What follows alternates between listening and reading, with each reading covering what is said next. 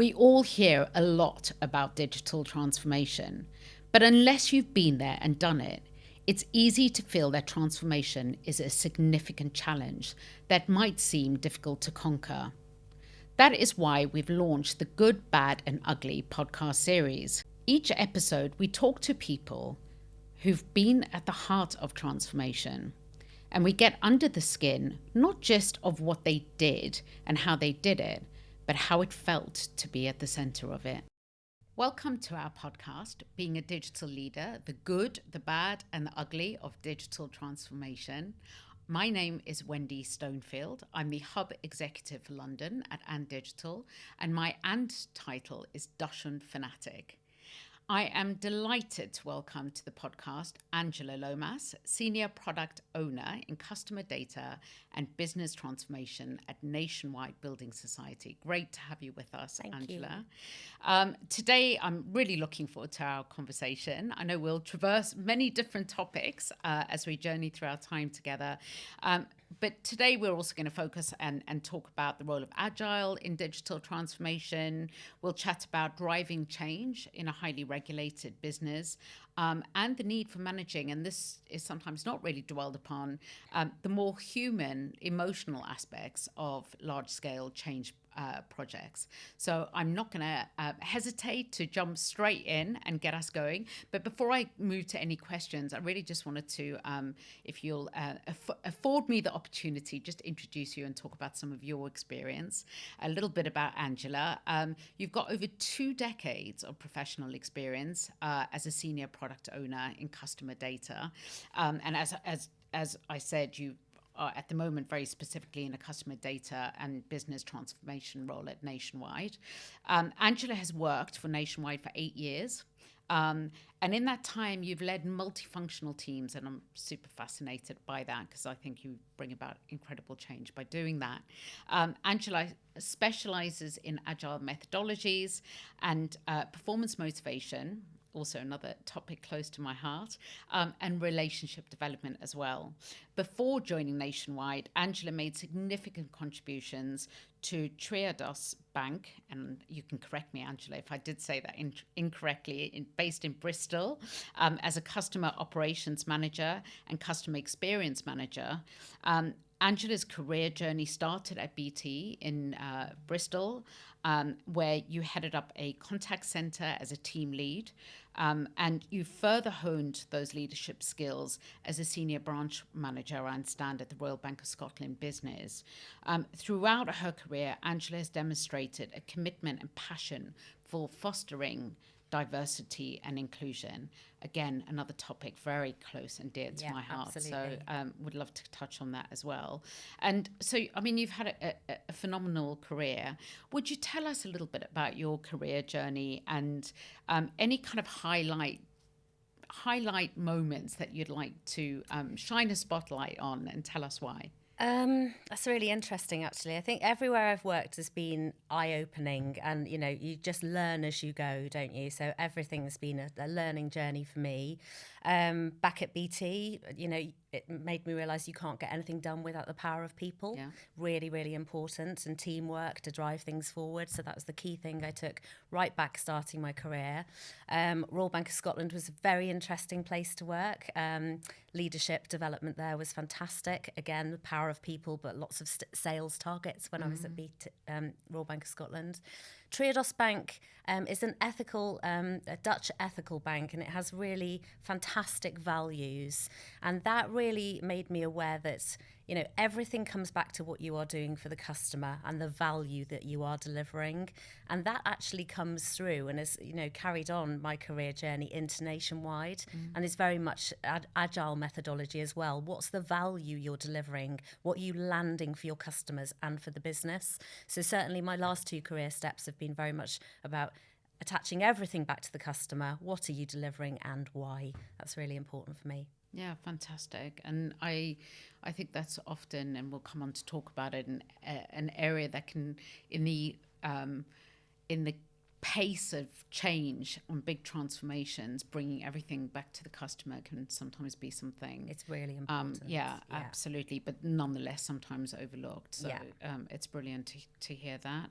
And can you talk to us a little bit more about your specific role that you're now playing at Nationwide? And really about some of the challenges that you have worked through in that role. Absolutely. So I'm a senior product owner at the moment for a number of different data platforms. So data platforms holding core customer member data, so that's things like name, address, that really core data that the business uses in everyday processes. So everything from change of address, opening an account, you need that core customer data. One of the platforms I look after holds that data for the society, so really pivotal to the business. And another brand new platform we've just launched called Facts, which is a flags and choices tracking service. And that's whatever preference our customers have. So whether that's I need large print, or please phone me, don't text me, or please turn the radio off when I go to branch. It's about collating all of our customers' preferences in one place. Now that's really important because as a business, obviously we're very large, those preferences can be held in different areas across the business.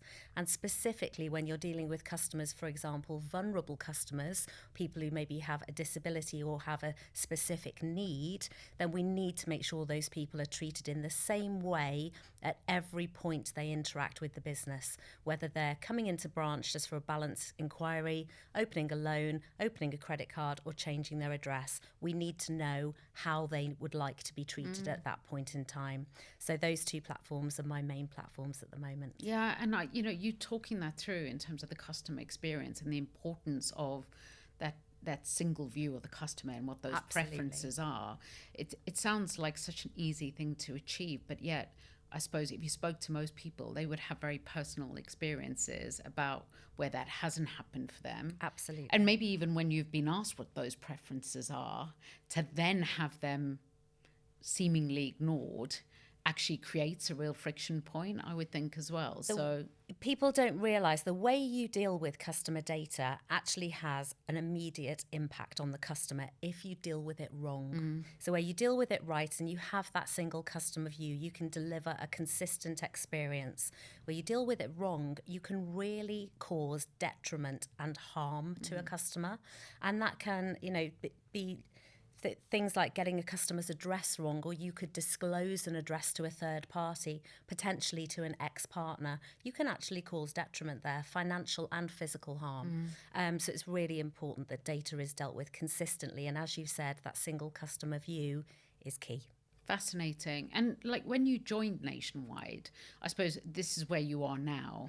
What does that kind of journey look like for you as you've kind of from joining the business, the society, to moving through into the role that you are in now? It has been really interesting. So I joined in the customer experience team as a senior customer experience lead, and that was working with a number of product areas, primarily savings and current accounts, to look at the customer journeys and look at how people were being treated as they came into the bank, so either opening an account or the journey of holding an account with Nationwide.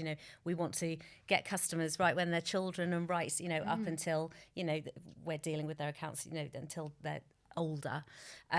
So mapping those journeys and seeing the issues that customers had, often they were based around process issues, data issues, technology issues in the back end of our kind of how we bank as a society. And it's also, those issues have also grown over time where, we've got quite an old infrastructure, old processes, things change, things develop.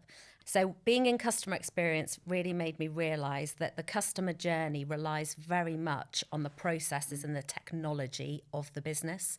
And if you haven't got those foundations right, so if the systems aren't right, the way data flows isn't right, the processes aren't right, you will not deliver a great customer experience or deliver the value that you're trying to deliver for your customers. And it will also be more expensive to run a business like that. Yeah.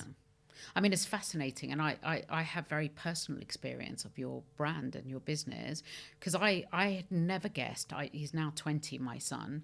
But when I wanted to open an account for him, I naturally, and I won't name your competitor that I approached because I've banked with them since I was a student, approached them and wanted to open a bank account. And I had no idea how difficult it was. I basically couldn't do it with my own bank. And I approached Nationwide, and the process was incredible. I went through a digital onboarding application process with Great. him Yeah. in our local, on my high street, Nationwide Building Society entity. And it was the most phenomenal experience. And he continues to be a very loyal customer. And we've done a lot to improve our digital journeys. So our account opening process in branch is much more digital over the last couple of years. We've, got iPads in branches.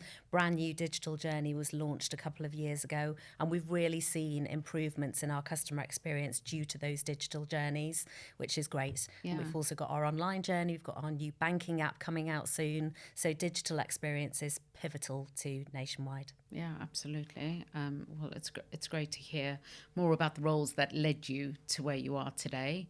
And I suppose Nationwide is an unusual story because often when we're talking about transformation, we ask our clients and stakeholders that we're interfacing with how they had to go along in terms of bringing senior stakeholders on the journey with them. How did they get senior buy-in?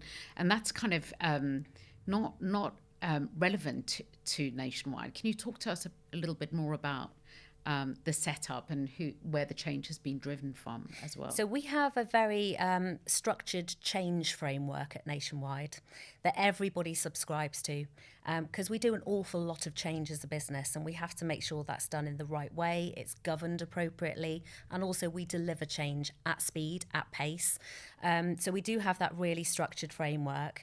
We also adopted Agile a few years ago. We were previously a very waterfall heavy organisation. So Agile coming in has been a real change for Nationwide. We've adopted things like Jira, all those new ways of working, sprint reviews, all of that kind of stuff, which is great. It has been embraced, which is fantastic. There's been some elements of wagile, which is often discussed, but fundamentally it's about just delivering change at pace. So tell us, you've referenced agile and that change from waterfall and sometimes wagile. Tell us a little bit about the good, the bad, and the ugly, specifically of bedding down agile as a methodology and a way of working. Were there moments that did have you tearing your hair out? And also really the tipping point where you had moments of thinking, wow, this is really getting traction and I can see people are adapting to this new way of working. It's interesting. I wouldn't say there were any points of tearing hair out. That's good to hear. Yeah. But changing a kind of delivery method. So getting teams to embrace agile that they've never used agile before. There's certainly an awful lot of communication that needs to happen. Some elements of persuasion for people that have maybe not worked in that way before, are very wedded to other ways of delivering change like waterfall, to then start to say, we want to deliver value in a more iterative way rather than do a big bang in 4 years' time, which, programs have been dealt with like that previously in some organisations I've worked in.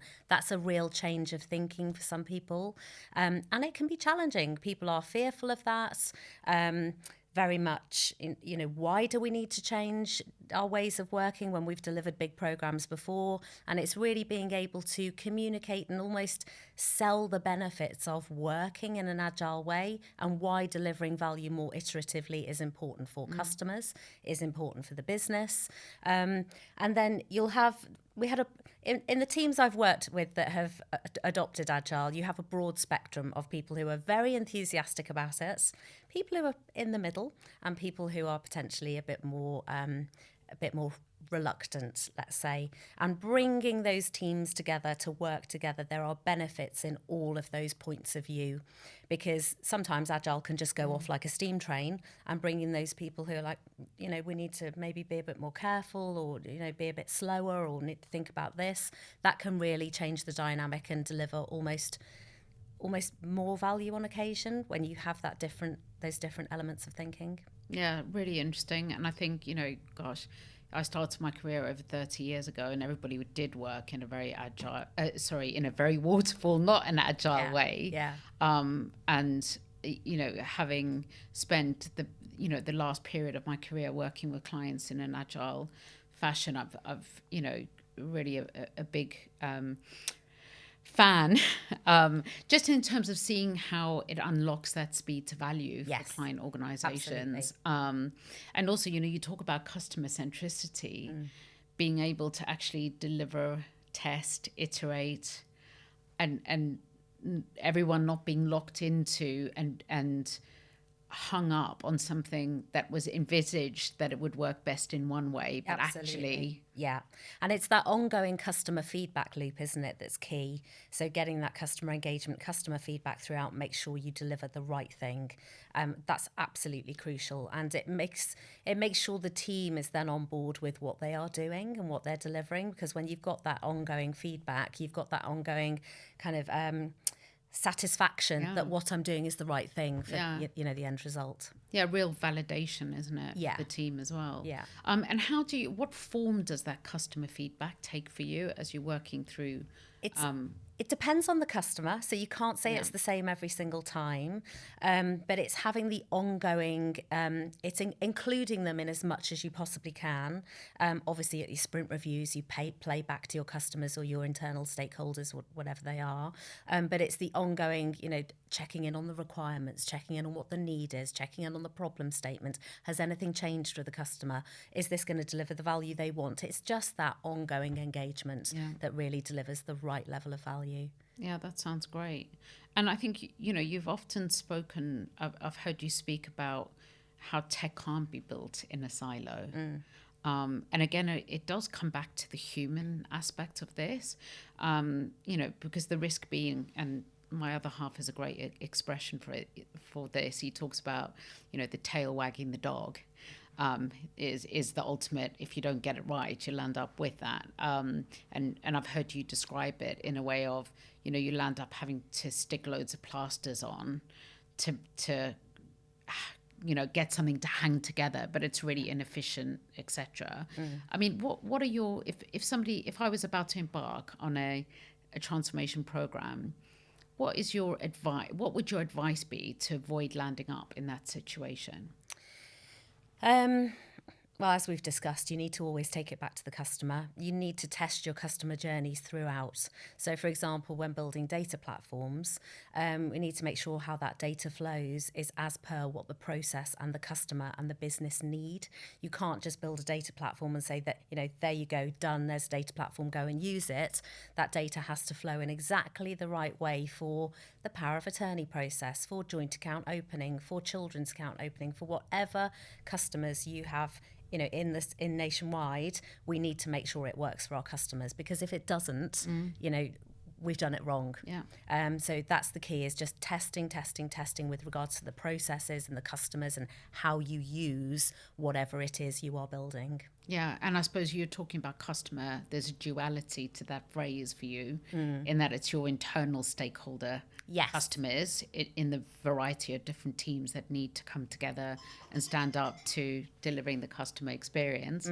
But then it's also your end customer who's actually, using your products and services and the experience. Internal stakeholders, colleagues, and customers they all have the same weighting.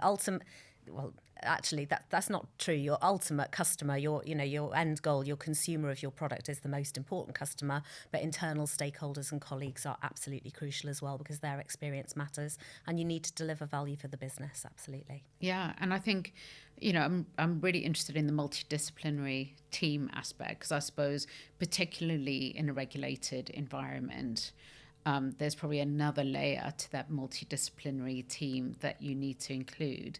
Could you maybe talk to me a little bit about your, how you approach that?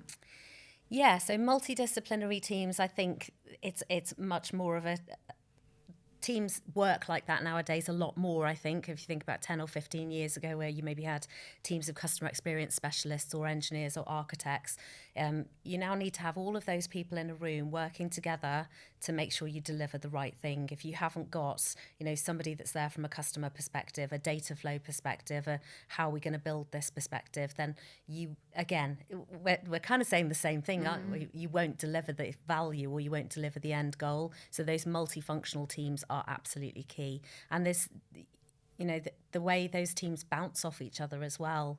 There's a real difference of dynamic. Bringing people from across the business together is it's fantastic. It's really Yeah, good. because I think you're really right in that those people who represent those disciplines often will unlock something in one another, and whether that's a technologist who can speak to something that you could do from a technical perspective that unlocks a thought in a product person's mind, or a user experience expert.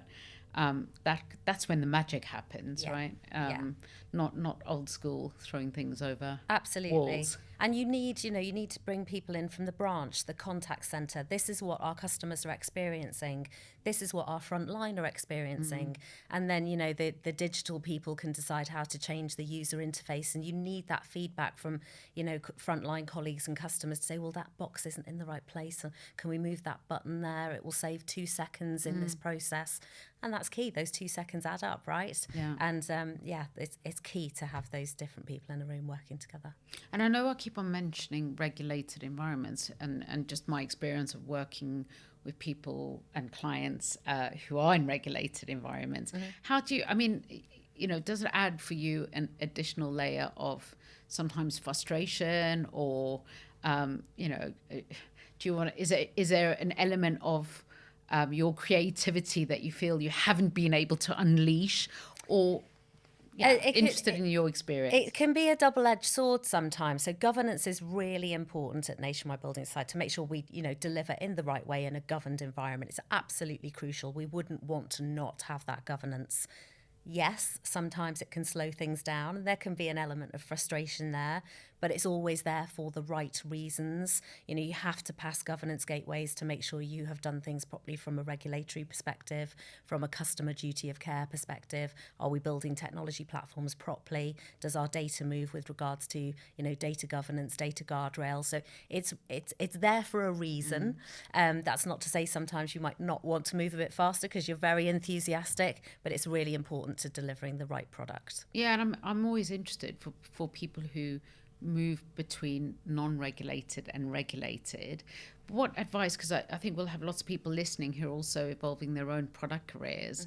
If you're somebody and you don't work in a regulated sector today, but you're thinking about applying for a role in a regulated sector, what would your advice be? Go for it, or?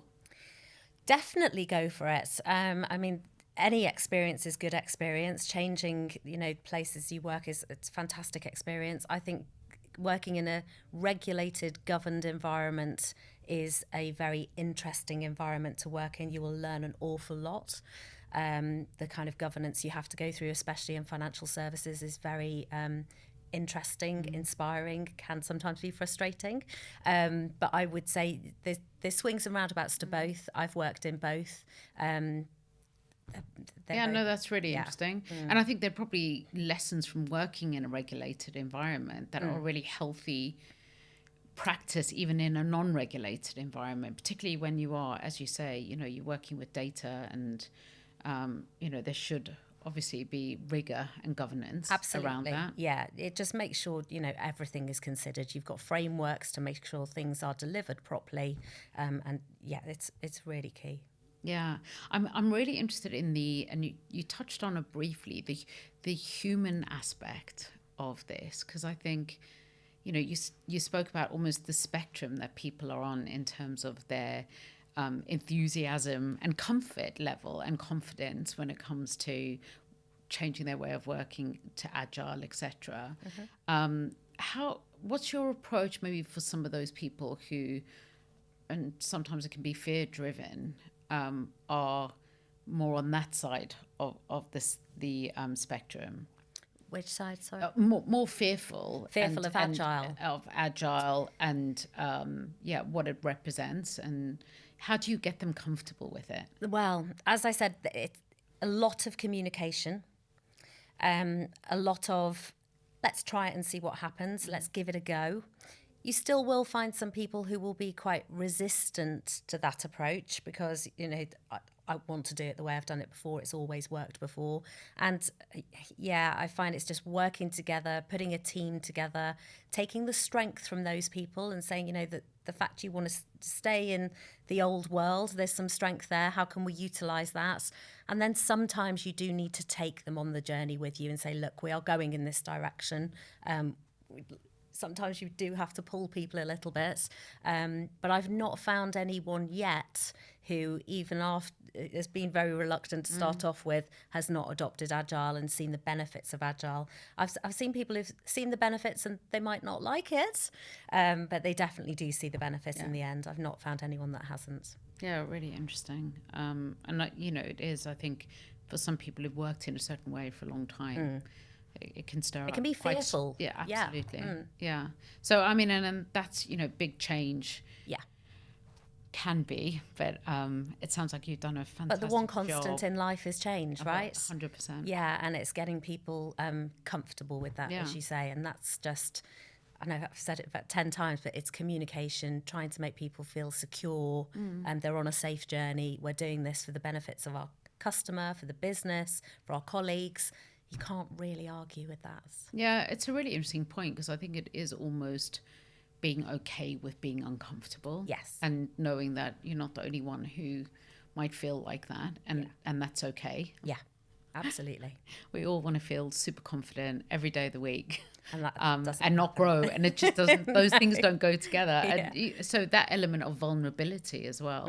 But I think it does take, from a leadership perspective, being able to see people going through that and help them navigate through that, I think is really critical. And sometimes you need to say to people, trust me.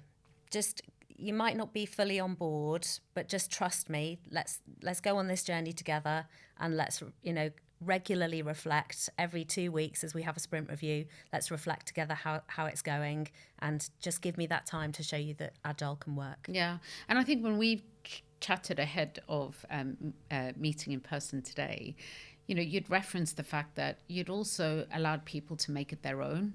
Yeah. In terms of the language that they apply to Agile as well. Yeah. I'm very pro self-forming teams, and I know that's one of the kind of agile, ways of working, and I think it's really key that people own it and feel as though Agile is something they are doing and it's not being done to them. Yeah. And then, I don't care if it's called a sprint review, or you can call it anything you like, as long as we have those regular check-ins. We have we do it 2 weekly with some teams, 3 weekly with other teams, sometimes every week. But sometimes people get hung up on it's Agile because it's a sprint review. It's a team meeting where we get together and we check in. How's it going? What have we delivered this week? And what have we got in plan for next week? Stand-ups. I don't mind if they're not called stand-ups, as long as we've got that regular check-in. So language is, people get quite hung up on Agile language, but as long as we're adopting that way of working, you can call it anything you want in my book. Really love that. And I suppose I'm interested in, for you, we've obviously worked, our organisations and Nationwide have worked together. What did that bring to you as a person who was driving this change in that team? Yeah, we've talked a lot about how Anne supported Nationwide in the customer data strategy specifically. So having Anne on board, you brought a wealth of Agile knowledge and really helped us embed Agile, I would say, properly.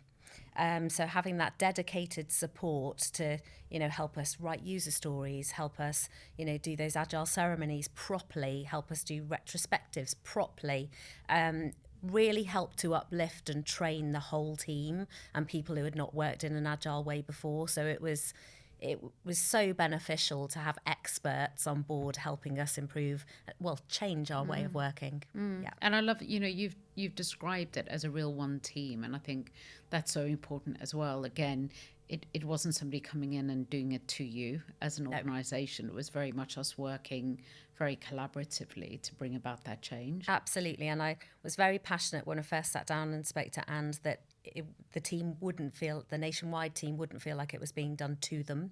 And also that it was one team and the Andes felt like nationwideies. Yeah. And, you know, there was just that harmony. And that's the kind of premise we went into the relationship with. And it really worked well. So, you know, at some points, people outside of our teams would say, are they a nationwide employee? Are they Brilliant sign. Yeah, really, Yeah. really good. It was seamless, I would say. That's brilliant.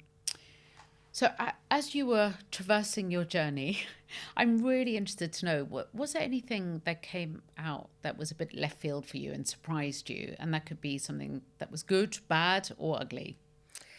Oh, that's a tricky one. Things I've learnt and surprised me, you can move much quicker with a multifunctional team. So having teams, as we've talked about, teams of, you know, architects, engineers, experienced specialists, those frontline colleagues, having the customer voice in the room is fundamental to making things move faster. And then with agile, as we've already discussed, for me, it doesn't matter what you call it. It's that constant, that regular review, that regular communication, that regular feedback from your customer. Make sure you deliver the right product. And, you know, you could have done that 20 years ago and called it something different. It's still the same today. It's that regular communication and review. It's crucial. And it's so interesting because when you describe it in that way, you know, and especially when you think about the people who maybe are more skeptical, I'm sure that if you try to take them back and run a process that was old school, you know, we'll write out a 300-page document on your requirements and tell you exactly how the product's going to work. Yeah. And then we're going to go away in a black box and build it. And you won't see it for 2 years. They'd probably be really horrified. Yeah, Like nobody would really accept that as a way of working now. So... yeah, which is probably indicative of how embedded the change already is in the organisation. Absolutely, yeah. Fantastic, thank you. And I think something maybe that surprised me about myself is that everything I do, I'm very passionate about what does this do for the customer. And moving from, because my career's gone from a kind of very connected to the customer role, you know, with contact centres, I had teams who were on the phone to customers. And I'm now, I'd say, bit more removed, working in data and data platforms. But fundamentally, everything you do you've got to have that customer in your mind. Otherwise, you're not going to be delivering the right thing in the right way. So that's something that I hope to continue to take through my career. It's very important to me. I mean, I do love that because I suppose you've transformed your own career from being in those roles that are much more frontline with the customer, but you've actually become the advocate for a customer in a really core way that is shaping the way that the organization meets the customer. Yeah. And so you've kind of harnessed that experience and are deploying it in a very powerful way within the organization. Yeah, and I think if there's one thing, I don't preach to anybody, that's not my style at all, but I'd always say to people, think about what this means for the customer, because that's where you're really going to land business change that delivers the most value, which is obviously agile ways of working. Yeah, love that. Thank you, Angela. Thank you. For you, having gained this experience, which sounds phenomenal, and I think there are so many organizations that are kind of trying to walk this path and bring effective change, both in terms of what they're doing with their data, but also how they're working and putting their customers at the heart of what they do. You know, what's next for you? Well, what's next for me? That's a really interesting question. I love what I do, and I think we've got lots of big tasks in front of us in the customer data strategy at Nationwide. So delivering that single customer view is a huge undertaking. So we are delivering a new core banking platform in the next couple of years. That's a really big Horizon 1 priority for us. and the growth of the fax platform, as I said. So those flags and choices, that flags and choices tracking service, that's going to continue to grow. We've just launched it, 32 new flags in there. We need to broaden that out to capture all of the customer preferences across the society. So I'm very excited to be part of both of those projects, those programs. And then, yeah. See where that takes you. Absolutely, yeah. But I think it is this, we're in a constant form of transformation. Yeah. And to your point, that change will continue, and as people evolve their maturity, they will be able to go that step further. Yeah, absolutely. Great, thank you. Things I've learned. Or surprised you. Angela. No. I mean, I have to also ask you, because this is a key question that we ask our clients and people we work with. What would your AND title be, Angela? My AND title would be gardening enthusiast. So at the moment, I'm busy planting up my tulips and planting up my bulb lasagna, as Monty Don would say. I love it. So yeah, I'm a gardening enthusiast. So not just a fair weather gardener, because it is very cold at the moment. It is. So you're getting in there before the ground freezes. Absolutely. I know. Love it. Thank you, Angela. Thank you. If you've enjoyed this episode, please do remember to follow or subscribe so you'll always know when there's a new episode to enjoy. And Digital is on a mission to help close the world's digital skills gap. One of the ways we're doing this is by helping organizations deliver digital transformation more successfully through upskilling and reskilling.